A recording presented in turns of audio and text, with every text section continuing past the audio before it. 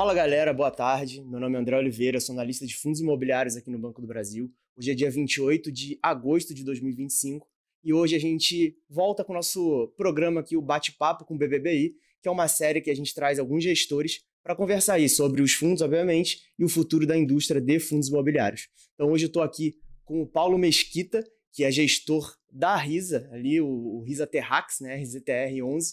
Hoje a gente vai trocar um pouquinho aqui de ideia sobre o fundo, obviamente, e sobre a indústria aí, de FIIs, né? Então, prazer, muito bem-vindo, muito obrigado aí por aceitar o convite. As portas aí da casa estão sempre abertas para a RISA. E aí eu já vou começar, não com uma pergunta, mas uma sugestão, para você começar falando aí um pouquinho da história da RISA, quem está ali por trás ali dos fundos, os núcleos de gestão ali da casa, por favor. Obrigado você pelo convite, agradecer aí todo mundo do BB. É um prazer estar aqui com vocês, tá?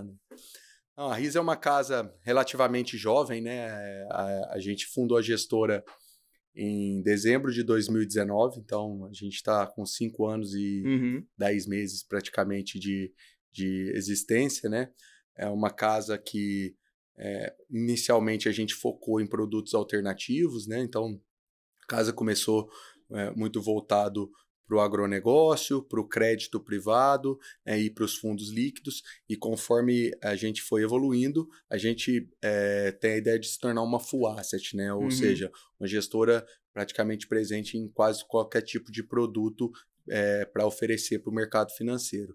Então, os fundadores da RISA sou eu, Lemos, né? O Lemos é o nosso CEO, principal sócio, ele foi muitos anos da XP, né? E o Renato Gerusalmi, né? Então, eu fico responsável pelo núcleo de gestão de agronegócio e pelo núcleo de gestão de direct lending, que é praticamente um crédito estruturado para as empresas. O Lemos é o CEO e fica responsável pela parte de imobiliário, securitização e carteiras e infraestrutura. E a gente tem uma parte de esporte e entretenimento que também fica embaixo dele. E o Renato fica responsável por toda a parte de fundos líquidos, né? Então, multimercado, fundo de crédito privado, fundos de previdência da gestora, né? Então, hoje a gente possui aproximadamente 16 bi em ativos sob gestão. Aproximadamente 45% são fundos listados, ou de passivo muito longo, e o restante são de passivos de fundos líquidos. Legal. Listado ali, tem o RISA Terrax, RISA Arctium, RISA Kim, RISA Viseu, RISA Els, o Fiagro, né, nosso Fiagro, RISA Fiagro. E aí tem alguns outros fundos que são setipados, tá? E aí é uma estrutura isenta também e tal, mas não são listados da Bolsa, né? Legal. Curiosidade, né? O RISA Terrax é um dos fundos mais antigos ali da nossa carteira sugerida, a gente gosta bastante do fundo. E agora uma pergunta, né? O que vocês pensaram ali para o RISA Terrax quando vocês estruturaram o fundo lá na época, né? Sim, assim, eu como uma pessoa ligada ao agronegócio, né? Eu tenho 15 anos de mercado financeiro ligado ao agronegócio, né? Eu comecei a olhar o mercado e falei, pô, se tem fundo de imóveis urbanos de vários segmentos, né? Então, galpões, shoppings, renda urbana e etc. Pô, a gente tem um mercado gigantesco de imóveis rurais e ninguém está fazendo nada com isso no mercado de capitais, né? Na hora que você vai ver o conceito, né, uma terra agrícola desenvolvida, na hora que você vai ver qual a renda que ela te dá por ano, isso é muito baixo. Um arrendamento de fazenda deveria dar algo como 3% ao ano de renda para o proprietário. Então, você comprar uma fazenda já desenvolvida, arrendar e ficar na valorização dela a longo prazo é muito bom, porque a valorização do imóvel rural é muito grande, mas a renda é muito baixa. Então, simplesmente comprar o imóvel e arrendar e colocar isso num fundo não seria atrativo para o investidor em termos de renda, seria atrativo em termos de retorno total, mas não como renda. Então, a gente pensou numa maneira de trocar essa parte dessa valorização por renda. Como se estivesse recebendo um pouquinho antes. Exato, eu estou de fato trocando, né? Porque qual é a principal estratégia do fundo, né? Eu compro a fazenda com desconto de 40% a 50% do valor de mercado Eu arrendo para esse vendedor, né, que é um produtor rural, e dou a opção dele me recomprar pelo mesmo valor que eu adquiri dele. Ou seja, esse desconto ele só existe se ele não me recomprar, né?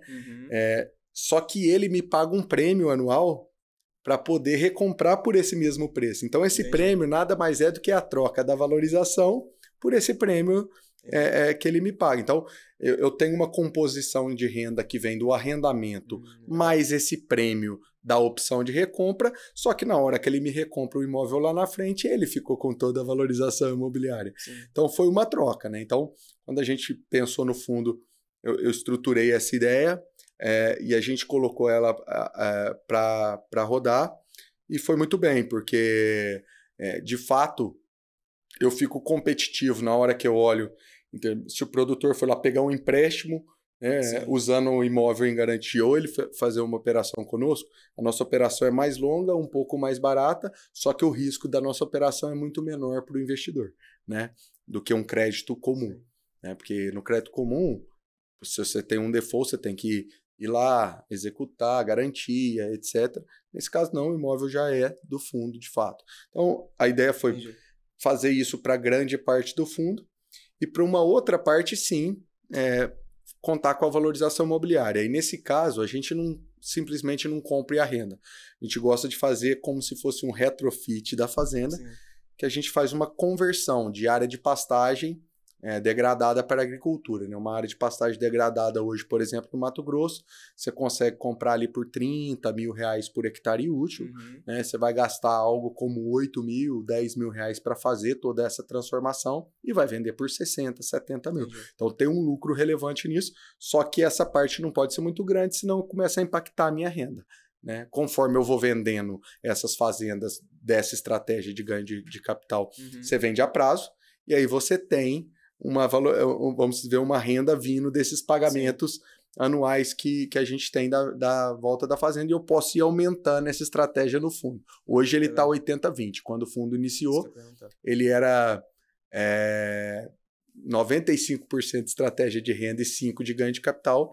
Hoje a gente tem o fundo com 80% de estratégia de renda e 20% com ganho de capital, porque eu tenho alguns lucros que a gente está distribuindo, eu consigo manter uma boa renda, mesmo aumentando essa posição de estratégia do que a gente chama de land equity. Legal. E a primeira estratégia que você comentou é... Sale and leaseback. E com opção de recompra, né? Porque o sale leaseback tradicional nada mais do que vender e alugar de volta.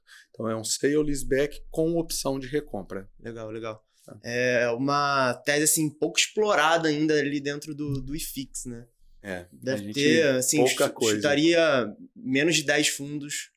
Bem menos. Eu acho que se talvez tiver 5 é muito. É uma estratégia muito segura, porque o ativo real já pertence ao fundo, mas ela é uma estratégia difícil de ser implementada, né? Tem que ter muita barriga no balcão ali, tem que estar muito presente. Exato. Para o produtor topar ir lá, dentro do cartório de registro de imóveis da cidade dele, topar assinar uma escritura, transferir a fazenda dele para você com desconto de 40%, 50% do valor de mercado, é bastante difícil de fazer essa operação. Mas as condições são mais favoráveis dele fazer isso do que pegar um crédito. E tem a questão da confiança, né? Eu acho que o nosso time da Risa tem a confiança dos produtores, que a gente não está lá para fazer isso para tomar o imóvel do produtor. Não é o nosso objetivo. Quando eu quero ter a fazenda profunda, eu compro na estratégia de land equity e pronto. Então, assim, o produtor de fato tem a opção de recomprar e a gente não consegue fazer nada com o imóvel enquanto ele não fizer isso. A não ser que, de fato, ele não exerça a opção e aí pronto, né? Então, se ele não pagar o arrendamento e não pagar o prêmio, a opção se vai, né? E aí tá tudo bem. Mas, assim, em qualquer outro cenário, isso não vai acontecer. Então, assim, é uma operação bastante segura para os dois lados, para o fundo e para o produtor. Legal. Então, assim, uma oportunidade de mercado. Vocês ali na Risa, acho que na maioria ali de quem está por trás da gestão, tá muito presente ali no dia a dia dos produtores e tudo mais, né? Conhece do negócio de fato.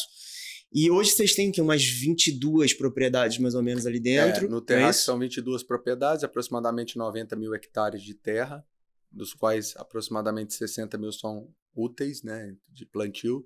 A gente tem fazenda nos estados do Paraná, da Bahia, do Maranhão, do Piauí, do Tocantins, do Mato Grosso e de Goiás. Então, É um bem foco maior no diversificado, né? centro-oeste, né? Mas é onde realmente o Exato, é agro porque onde você tem domina, né? propriedades de porte e Sim. grupos de maior porte de produção também. Então, é onde, vamos dizer, as operações se encaixam mais. E essa operação, ela dificilmente vai ser feita com cultura perene, né? E não é porque a gente tem preconceito, não, boa que meu pai é pergunta. até cafeicultor, né? Uhum. No sul de Minas, a gente tem propriedade lá e tal.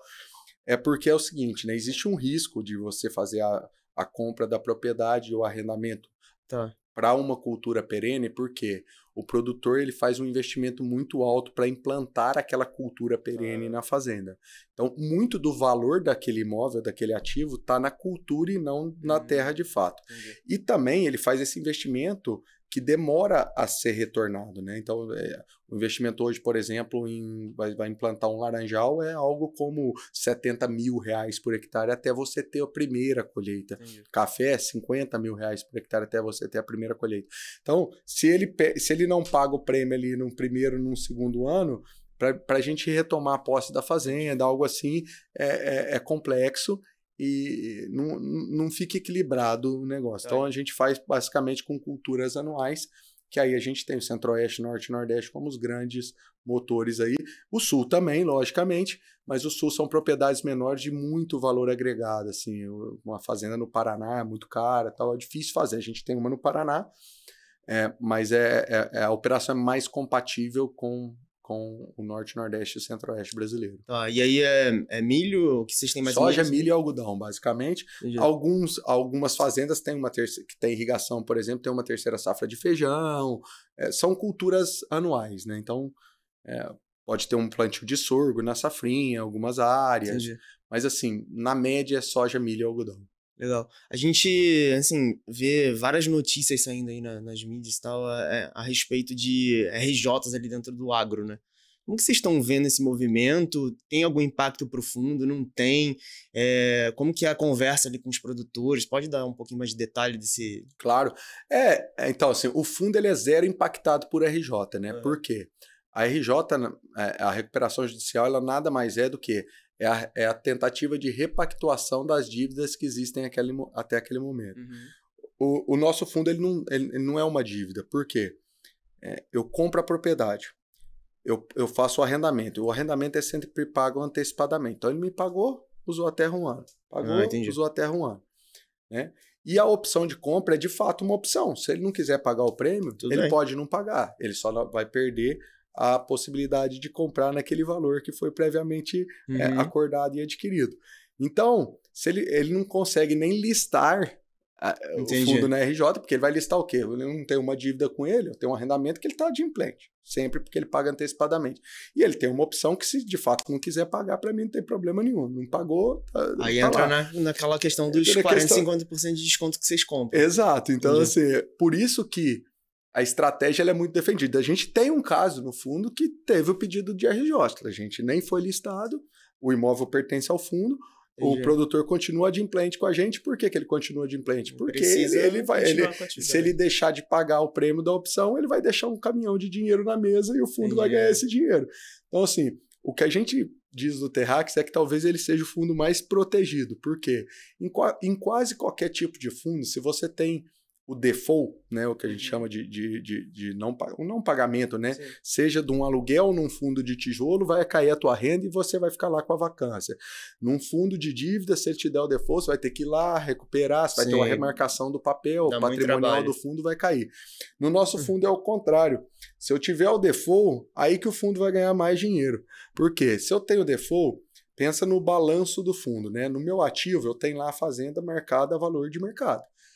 No meu passivo, eu tenho o quê? A opção do produtor por aquele valor. Entendi. Se ele deixa de me pagar, a opção morreu. Se a opção morreu, o patrimonial do fundo vai subir, porque eu vou estar marcando aquela fazenda no valor de mercado, que é muito maior do que eu paguei lá atrás por ela, que eu compro a fazenda com 40%, 50% de desconto. Legal. E aí eu vou poder vender essa fazenda por valor de mercado e vou distribuir isso para o cotista. Então, o que a gente brinca é assim, o difícil do nosso fundo é colocar a operação de pé. Depois que colocou, ela é uma das operações mais seguras que existem. O risco de default no fundo não existe. Tá? O fundo ganha dinheiro quando a gente tem um possível default. Nunca aconteceu, só para deixar frisar aqui, o fundo tem 5 anos de existência praticamente. O fundo nunca teve um evento de default. A gente nunca precisou ficar com a fazenda de nenhum produtor. Já tiveram casos em que o produtor achou que não ia dar conta de recomprar a fazenda. O que ele fez? Ele arrumou um dinheiro, veio, recomprou a fazenda e vendeu ela no preço de mercado. Ele ficou com isso. Nesse caso, a gente ganha a multa de pré-pagamento. Para ele recomprar antecipadamente, tem uma multa. Então tá acordado, o fundo ganhou dinheiro do mesmo jeito, dentro do que estava se propondo a fazer, mas nunca tivemos um caso de default no fundo. Legal. Essa questão ali do patrimonial e da avaliação dos imóveis é bastante curioso, né? Aqui no relatório gerencial de vocês estão lá, o patrimônio de 1,8 bi.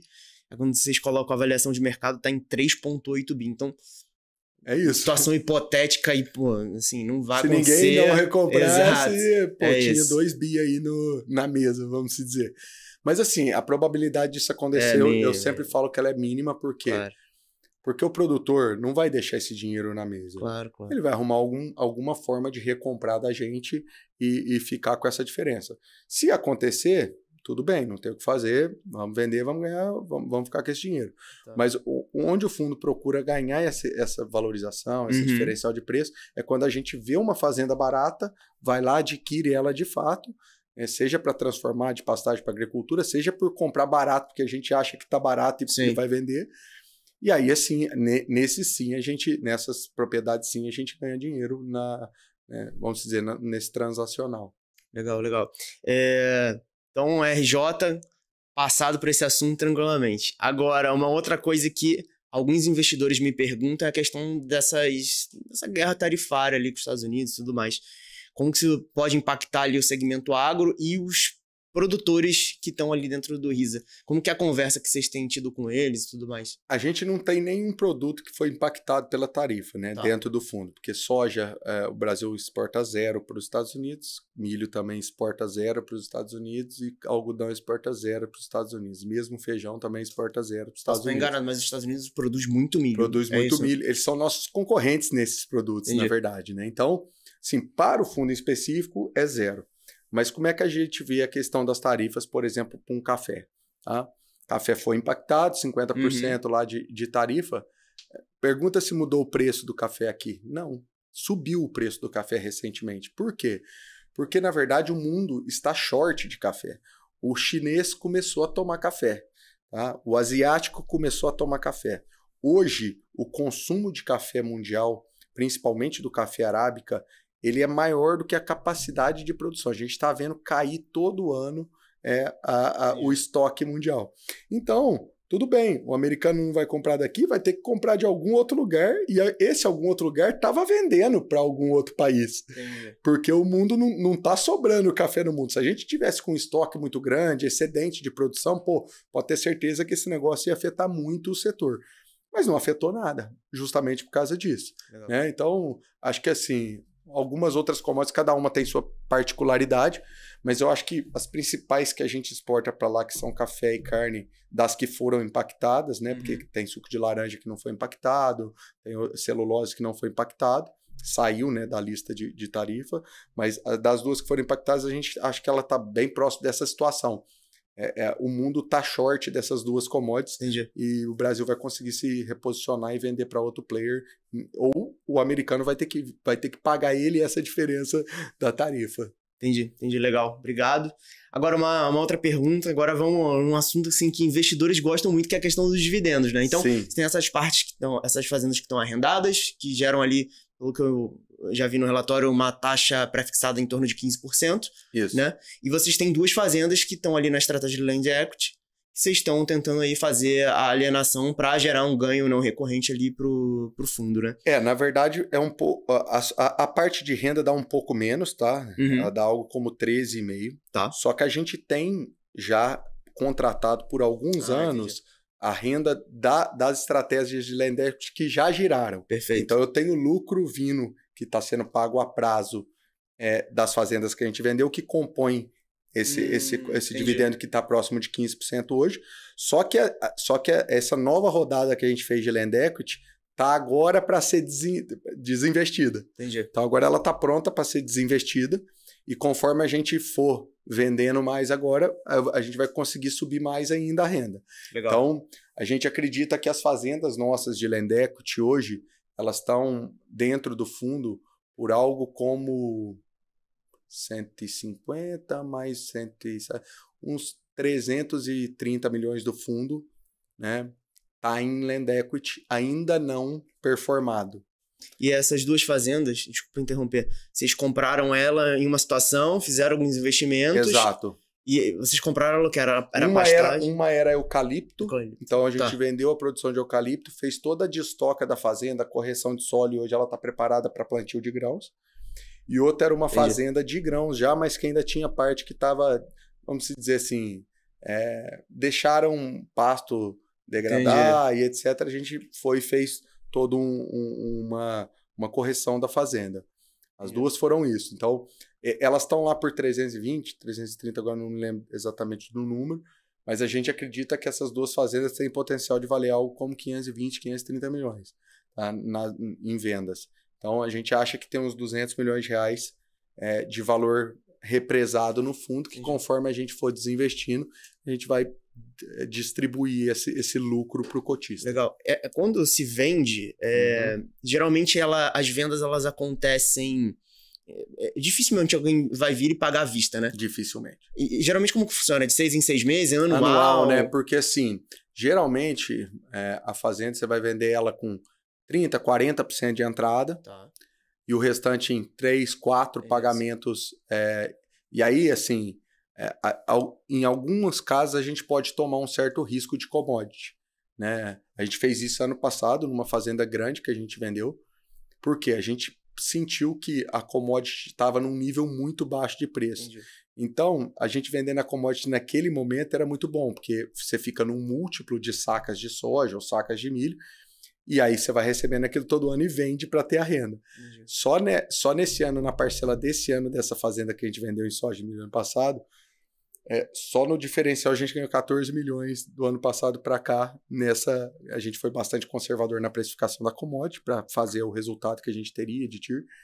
Mas a tendência é que a gente ganhe mais, bastante mais. Mas é raro, geralmente a gente vende em reais, né?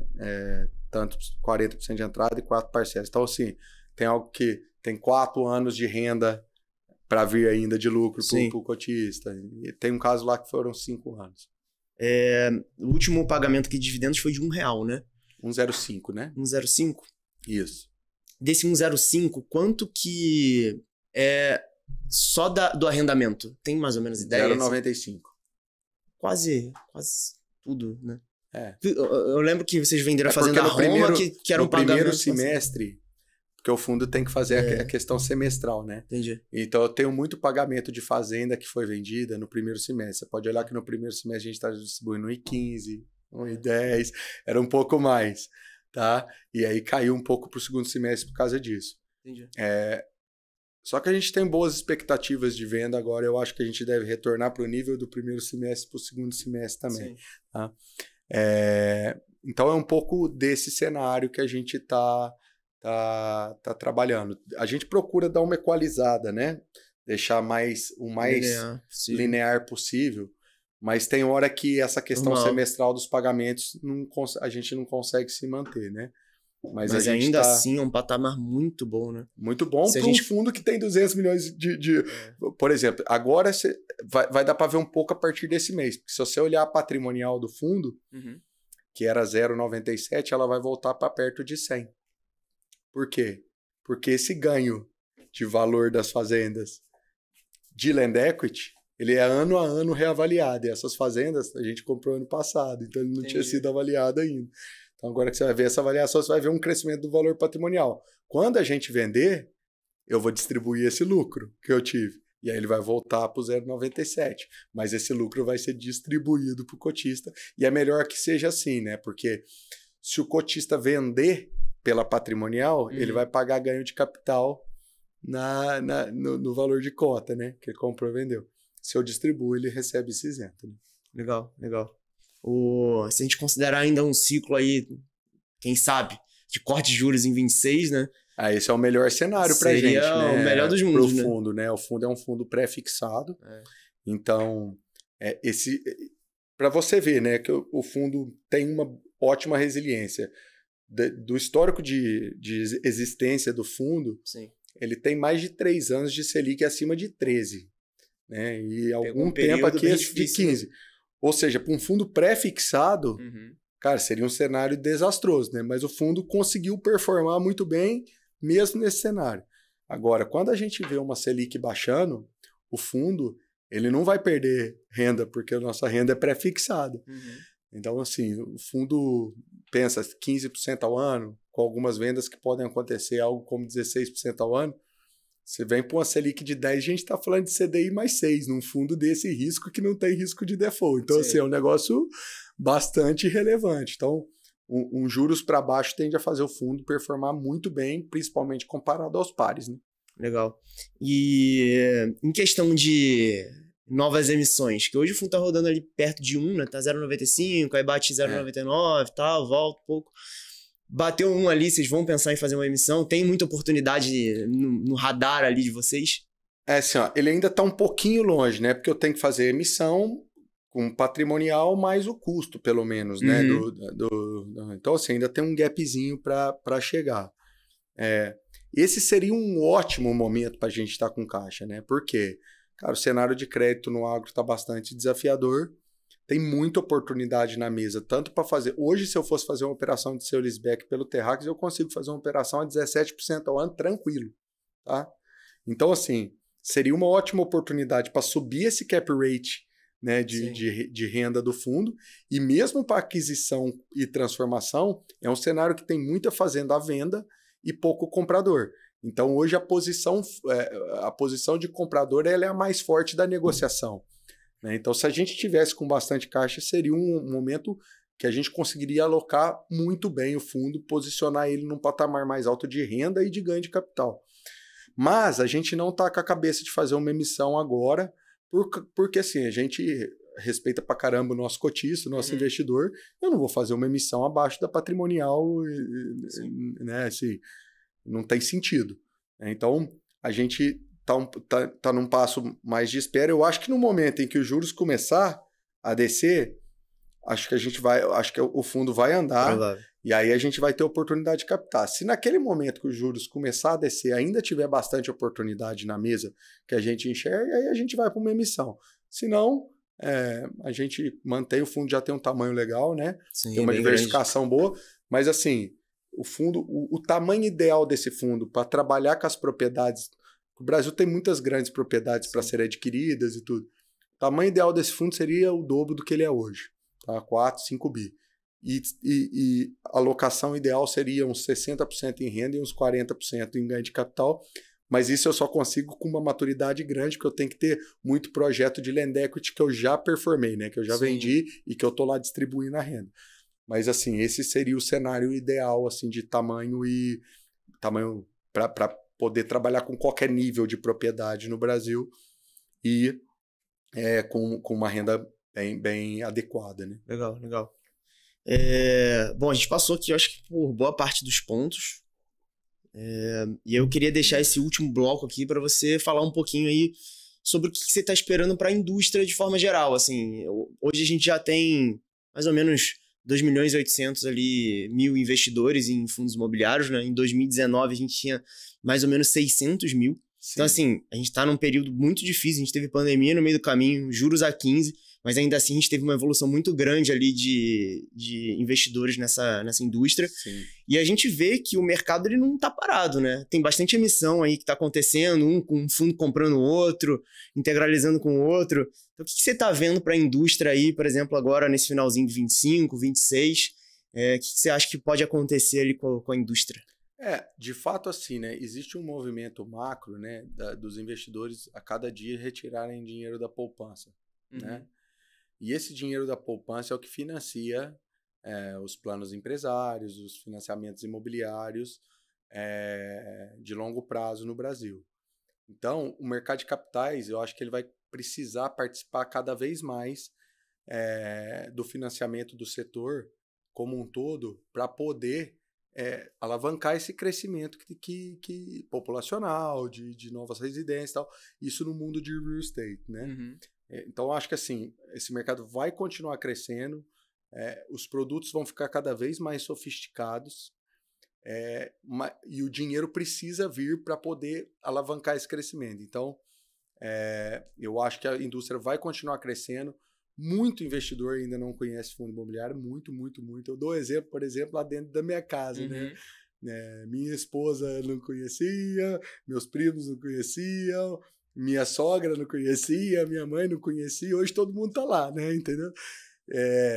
Eu acho que isso vai acabar se disseminando, porque o brasileiro ele precisa ter uma renda extra para aposentadoria, para, né, assim, e essa é uma forma bastante segura de se investir, né, em fundos de tijolo, Bem democrático bem também. democrático, né? É pouco dinheiro, né? Esse é o exemplo mais clássico do Terrax, né? O Terrax democratizou o acesso à terra, que é o que todo mundo fala. Pô, o Brasil, acesso à terra é complicadíssimo. É lógico, né? Você vai comprar um hectare de terra lá em Sorriso, no Mato Grosso, hoje custa 120, 130 mil reais por hectare.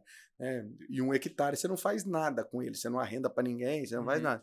Então, assim, a pessoa pode investir R$100 no nosso fundo, porque ele tem um portfólio de são tantos investidores que a gente tem. 90 mil hectares, você consegue ter estruturas adequadas, arrendar para um bom player, fazer negócios de grande porte com um pouquinho de dinheiro, né? Então, assim, é o acesso, né? Então, a gente deu acesso para o investidor a poder participar do mercado de terras agrícolas do Brasil com R$100, né? Então, é muito interessante. Acho que é a mesma coisa, né? Cada dia mais um apartamento aqui em São Paulo fica mais caro, uma laje comercial fica mais cara, um pedacinho de um shopping, né? Sim. É a mesma coisa. Vai investir em shopping como, né? R$1 bilhão um shopping. Então, é algo que os fundos conseguiram fazer, democratizar esse investimento, trazer o investidor em geral para isso, e são motores da economia, né? Então, se você vê quanto que a parte de real estate, né, de obras emprega no país, o quanto que o agronegócio emprega no país. Acho que os fundos imobiliários têm essa característica de poder trabalhar, de poder trazer o investidor para esse mundo real, né? Eu acho que é um mundo seguro, né? Um mundo seguro, um mundo que está aí, né? O prédio vai continuar sendo alugado, as pessoas precisam morar em algum lugar. As pessoas, no caso do agro, as pessoas precisam comer, sim, então vai plantar lá na fazenda, vai continuar plantando, pode mudar a cultura. Em vez de plantar soja, vai plantar outra coisa e tal, mas é bastante improvável que a gente não tenha uma terra produzindo alimento por muitos anos ainda, né? Legal. Cara, sim, muito bom mesmo. Eu acho que o bate-papo aqui é mais para complementar ali o que a gente já escreve nos relatórios de carteira sugerida, no qual o Risa Terrax já faz parte há muito tempo. E as portas estão abertas aí. A gente pode talvez marcar uma nova conversa para falar do RSAT, que também está na carteira sugerida. É um fundo que a gente gosta muito. Sim. Tem uma tese muito diferente de outros fundos ali logísticos, industriais que a gente tem ali no IFIX. Sim. E obrigado de novo em nome do BB, do Banco do BBBI, do BB Investimentos. Prazer falar com você e com todo o time ali da Risa, cara. Muito obrigado, André. Eu que agradeço o convite aí, a atenção aqui do BB, BI, todo mundo. Muito obrigado aí, estamos à disposição. Legal. E para você que ficou aqui até o final do vídeo, a gente também tem outros relatórios, né? A gente tem o Guia de FIIs toda segunda-feira ali com os destaques de fatos relevantes, comunicados e assembleias, enfim, uma infinidade de conteúdo. A gente tem as carteiras sugeridas, tanto de renda quanto de ganho de capital, os relatórios setoriais, e todos esses relatórios, essas análises estão no Investalk, que é o investalk.bb.com.br/FIIs, que é a página de fundos imobiliários do nosso hub, tá bom? Convido todos a acessarem por lá. Um forte abraço e até a próxima.